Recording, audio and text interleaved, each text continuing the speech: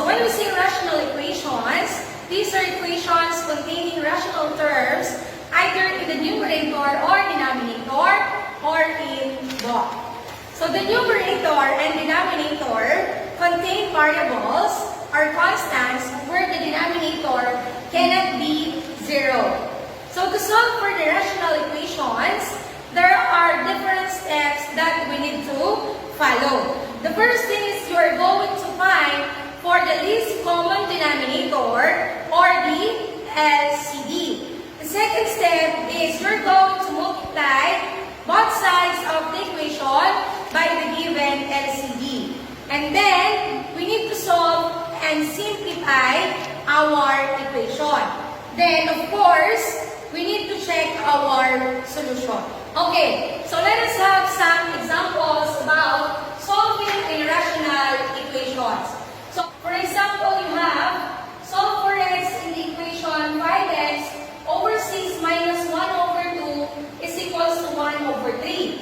The first step that you are going to do is to find for the LCD or the least common denominator. Since our denominators here are 6, 2, and 3, so our LCD is 6. Second step that we are going to do is to multiply our equation by our LCD. So you have here 6. And then of course, the third step that we're going to do is we are going to solve for our equation. So you have 6 times 5x over 6. And then we have 6 times 1 over 2 is equals to 6 times 1 over 3. And then the next thing is we are going to have 6 and 6 can be cancelled. So this will become 1 and this will become 1. Then 6 and 2, this can be also cancelled. So you have 1 and this will become 3. The same as with 6 and 3. So this is 1 and this will become 2. And then last, what are we going to do? Multiply 1 by 5x, so you have 5x. Multiply negative 3 by positive 1, so you have negative 3. Is equals to 2 times 1, so you have 2. Then, after that, we're going to combine all the similar terms and then apply the addition property of equality. So you have 5x is equals to 2 plus 3 is equals to 5x. You have 5. Then divide both sides by 5. So you have to cancel this. So you have x is equals to 1. So therefore, the value of our x in the equation is equals to 1. And then, the last step that we are going to do is we are going to check for our solution. So use our original equation, 5x over 6 minus 1 over 2 is equals to 1 over 3. We need to substitute the value of our x, which is 1. So you have 5 times 1 over 6 minus 1 over 2 is equals to 1 over 3. So 5 times 1 is equals to 5 over 6 minus 1 over 2 is equals to 1 over 3. So we have here the similar fraction. So we need to have the LCD again to make it similar. So our LCD is 6. So you have 6 divided by 6. You have 1 times 5, that is 5. Then 6 divided by 2, that is 3 times 1, so you have 3. Then, since we have same denominator, we can now subtract 5 and 3. So you have 2 over 6. And we all know that 2 over 6 is equals to 1 over 3. So 1 over 3 is equals to 1 over 3. So therefore,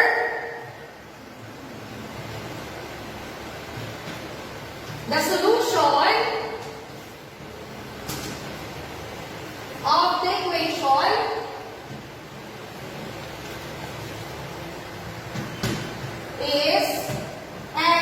equals to 1.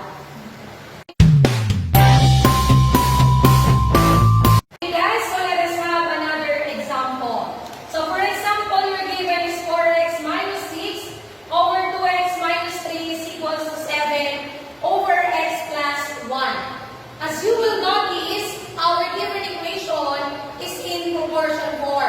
So therefore, it is said that the product of the strings, we have 4x minus 6 and x plus 1, and the product of our means, 7 and 2x minus 3 are equal. So therefore, you have 4x minus 6 times x plus 1 is equals to 7 times 2x minus 3.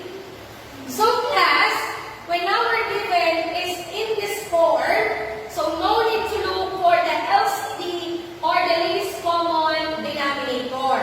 What are you going to do? We're going to multiply our given using the distributive property. And of course, if we are going to multiply two binomials, you can also apply the FOIL method. So now, let us multiply. So if we're going to multiply 4x and x, and that will become 4x to the power of 2. And then 4x times positive 1, so you have positive 4x. And then negative 6 times x, so you have negative 6x. Negative 6 times positive 1, so you have negative 6. Is equals, then we are going to distribute 7 into 2x, so you have 14x. And then 7 times negative 3, so you have negative 21. And then class, we are going to combine all our similar terms. So you have 4x squared, and then negative 2x minus 6 is equals to 14x minus 21. As you will notice, we have here 14x and negative 21.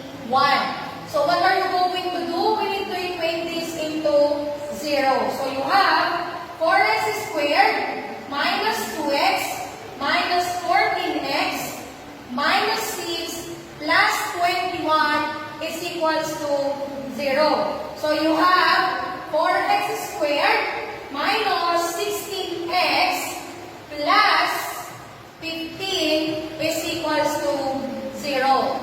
Then the next thing that we are going to do is we are going to factor x squared, 4x squared minus 16x plus 15 is equals to 0. So we're going to factor this. So of course, the factor are 2x minus 3 and 2x minus 5 is equals to 0. And then class, to find for the value of our x, so you have 2x minus 3 is equals to 0. So you are going to equate our given into 0. So application of the addition property of equality, so you have 2x is equals to 3. And then class, of course, we need to divide both sides by 2. Then cancel. So the value of our x is equals to 3 over 2. And of course, another value, so you have 2x minus 5 is equals to 0. So you have 2x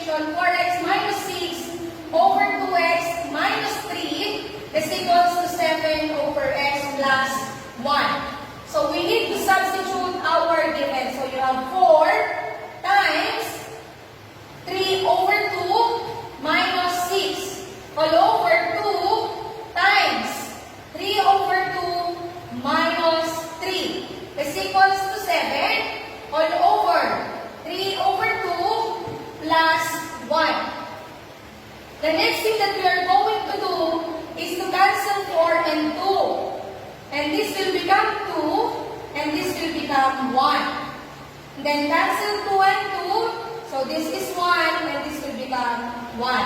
And then let us simplify. So 2 times 3 is equals to 6 minus 6 over 1 times 3 is equals to 3 minus 3 is equals to 7 over. So of course, we need to look for our LCD and then this will become 5 over 2.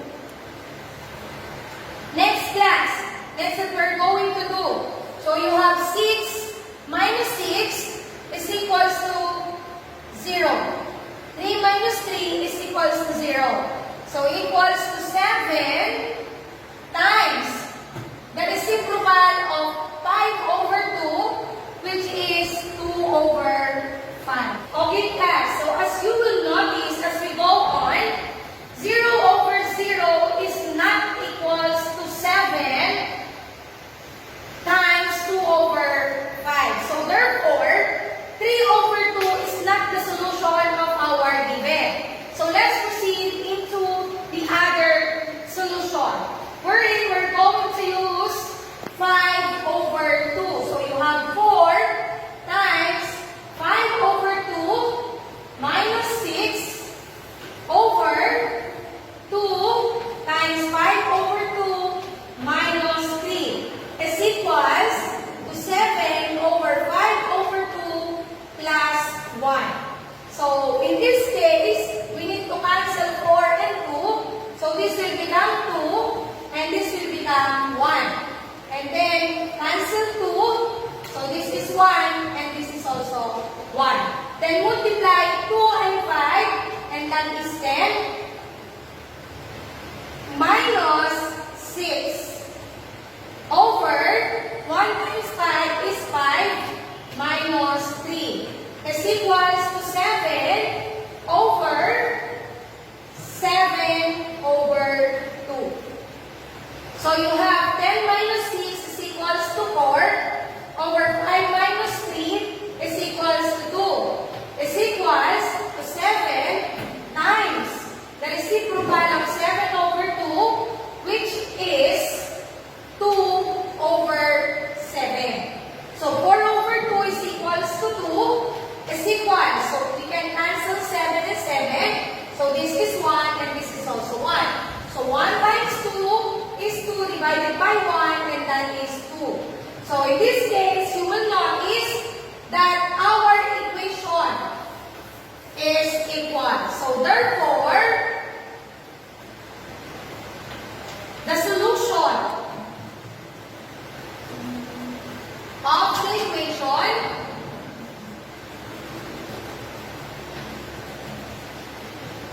is x is equals to 5 over.